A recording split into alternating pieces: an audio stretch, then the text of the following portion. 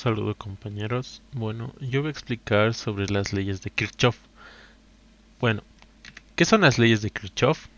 Bueno, las leyes de Kirchhoff consisten en aplicar el principio de conservación de la carga eléctrica y el principio de conservación de la energía a los circuitos eléctricos, con la finalidad de resolver los que tienen varias mallas. Estas reglas, ya que no son leyes en el sentido estricto, se deben al físico alemán Gustav Kirchhoff. Bueno, su uso es imprescindible cuando la ley de Ohm no es suficiente para determinar voltajes y corrientes en el circuito. Previo al enunciado y aplicación de las leyes de Kirchhoff, es conveniente recordar el significado de algunos conceptos importantes sobre circuitos eléctricos. El nodo. El nodo es un punto de unión entre dos o más alambres conductores. Rama. Elementos del circuito que se encuentran entre dos nodos consecutivos a través de las cuales circula la misma corriente. Malla.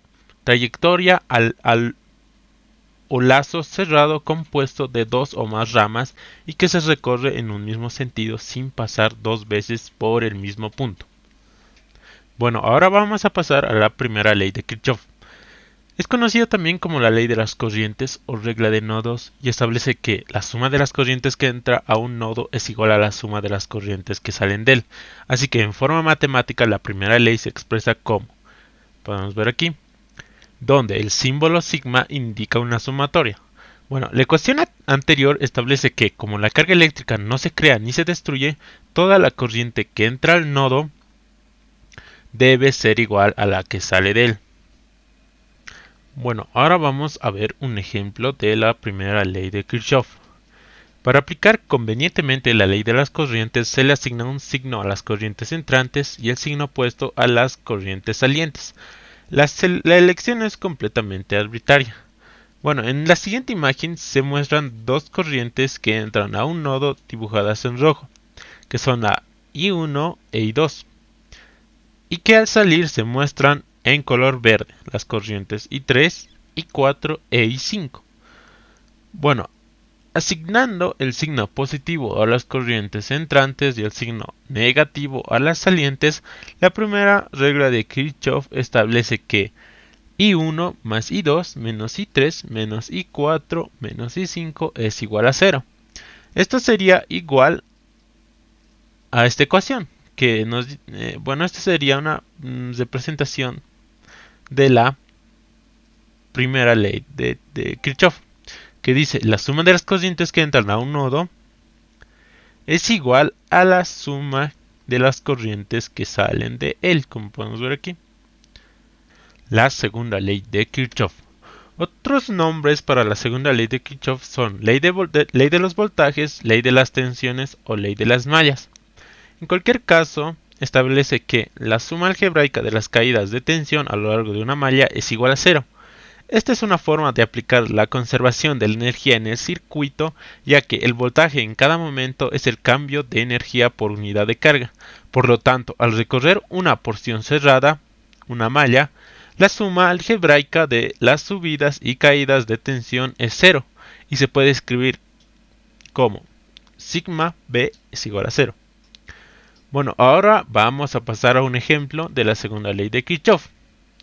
Es necesario establecer una convención de signos al aplicar la regla de los voltajes de Kirchhoff. Al igual que se hizo con la regla de las corrientes, lo usual es asignar como positiva la subida de tensión, es decir, cuando la corriente circula de negativo a positivo.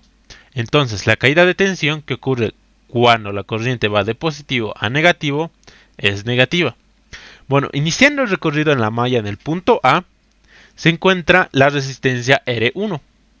En ella las cargas experimentan una caída de potencial, simbolizada mediante los signos de más y a la izquierda menos, arriba de la resistencia R1.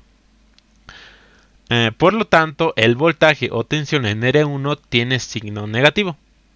Seguidamente se llega a una fuente de voltaje directo, llamada E1, epsilon 1, cuya polaridad es de menos a más.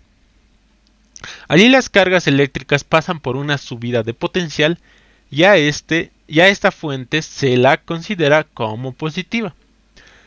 Siguiendo este procedimiento para las restantes resistencias y la otra fuente se obtiene como resultado la siguiente ecuación. menos B1 más epsilon 1 menos B2 menos B3 más epsilon 2 es igual a 0, donde B1, B2 y B3 son las tensiones en las resistencias R1, R2 y R3. Dichas tensiones se pueden encontrar a partir de la ley de Ohm, como pueden ver aquí. Un saludo a todos los que están viendo este video. Bueno, a nuestro grupo le tocó exponer el ejercicio 34 del capítulo 28 del libro de Física para Ciencias e Ingeniería de Serway y Jewett, la novena edición. Bueno, el ejercicio dice así: para el circuito mostrado en la figura 28.34, esta figura se desea encontrar las corrientes I1, I2 e I3. Utilice las leyes de Kirchhoff para obtener las ecuaciones para el circuito superior, el circuito inferior y el circuito inferior. Y los demás incisos los realizarán mis compañeros. Bueno, como podemos ver aquí, en la corriente I2 existen las resistencias de 11 ohmios, una fuente de voltaje de 12 voltios y otra resistencia de 7 ohmios. Y en la corriente I1 podemos ver que existe una resistencia de 5 ohmios, una fuente de voltaje de 18 voltios y una resistencia de 8 ohmios. Y en la corriente I3 podemos ver que existe una resistencia de 5 ohmios y una fuente de voltaje de 36 voltios. Bueno, iniciando el recorrido en este punto, en sentido contrario a las manecillas del reloj, nos encontramos con una resistencia. ¿Qué es la resistencia? Bueno, esta resistencia tiene un valor de 11 ohmios, pero tiene un signo negativo, ya que existe una caída de potencial, ya que una resistencia va de positivo a negativo. Por eso el signo negativo. Podemos recordar que si una corriente pasa de positivo a negativo, existe una caída de potencial. Por lo tanto, la tensión o el voltaje va a ser negativo. Y si existe una subida de potencial o la corriente va de negativo a positivo, la tensión será positiva. Una vez aclarado eso, vamos a empezar a escribir la primera ecuación del inciso A del circuito superior, que dice así: como podemos ver aquí, en la resistencia existe una caída de potencial, entonces anotamos el signo negativo y el valor. No anotamos las unidades, ya que se nos dificultaría al momento de la resolución del sistema. Siguiendo el circuito, nos encontramos con una fuente de voltaje de 12 voltios, como podemos ver aquí. Y existe una subida de potencial, ya que va de negativo a positivo.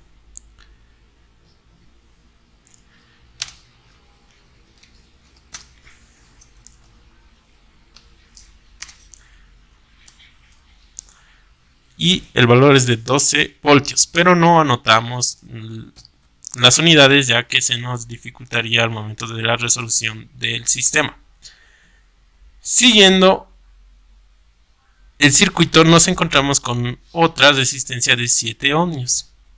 De la misma forma que la primera resistencia, existe una caída de potencial, por lo tanto el signo será negativo.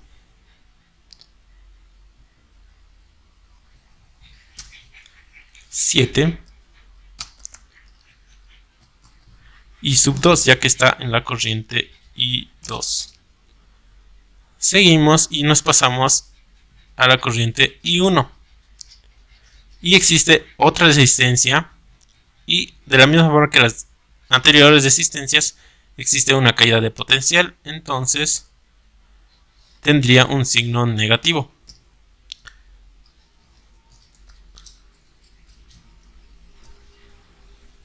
Y sub 1. Y así nos encontramos con una fuente de voltaje de 18 voltios. Y aquí existe una subida de potencial. Y sería de signo positivo.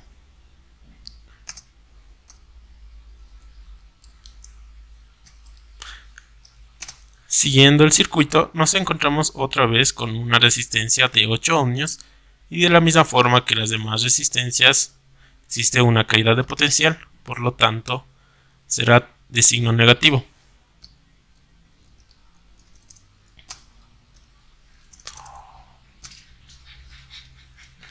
I sub 1. Y así lo igualamos a 0. Listo, esta sería nuestra primera ecuación. Ahora vamos a desarrollar la ecuación analizada en el paso anterior. Bueno, como podemos ver aquí, son signos iguales, entonces lo pasamos a estar aquí.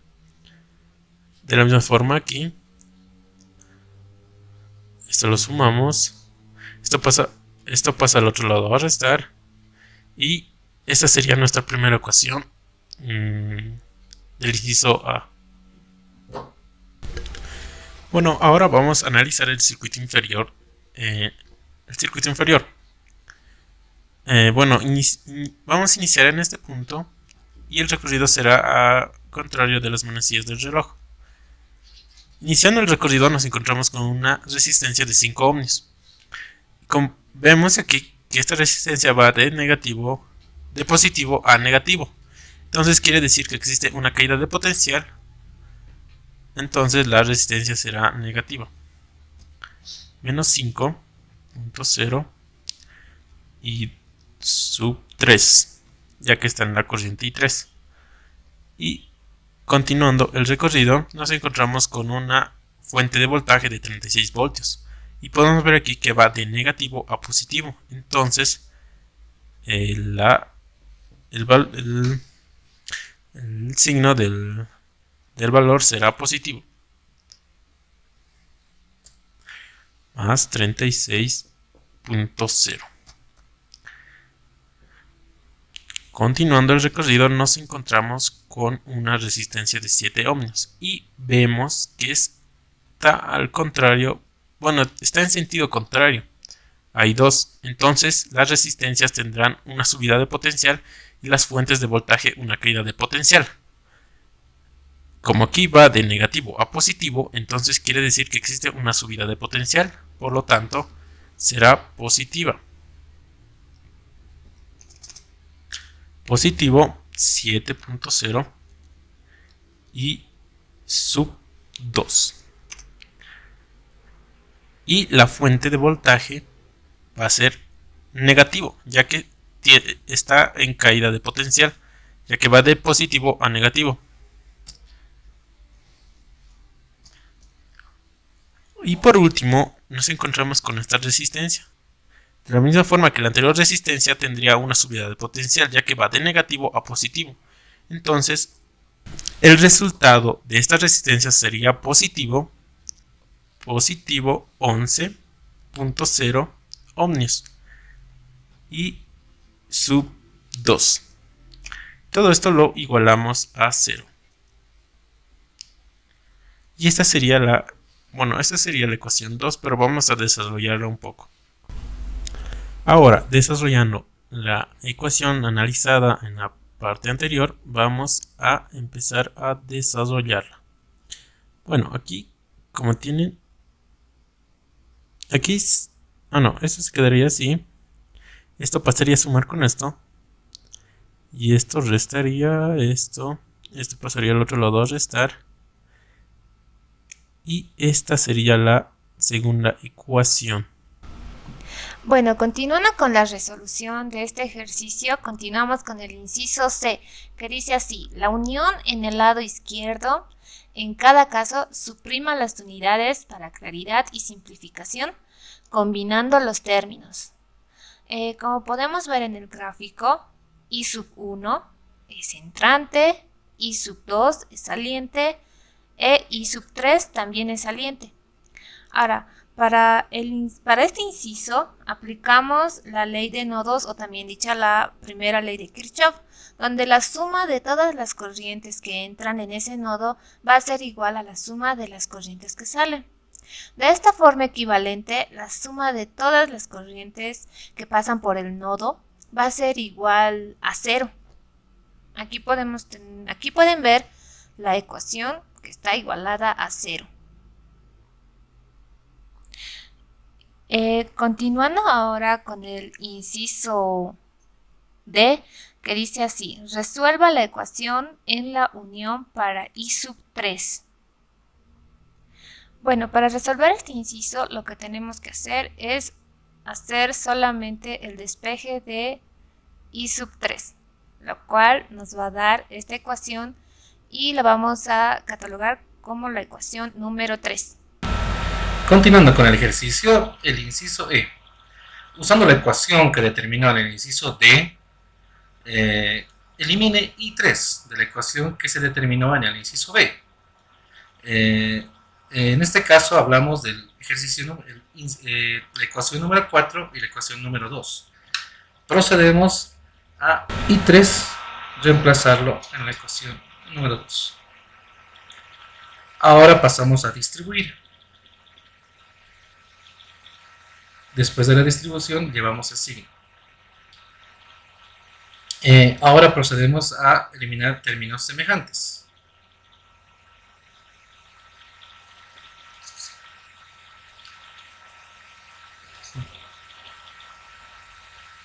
Bueno,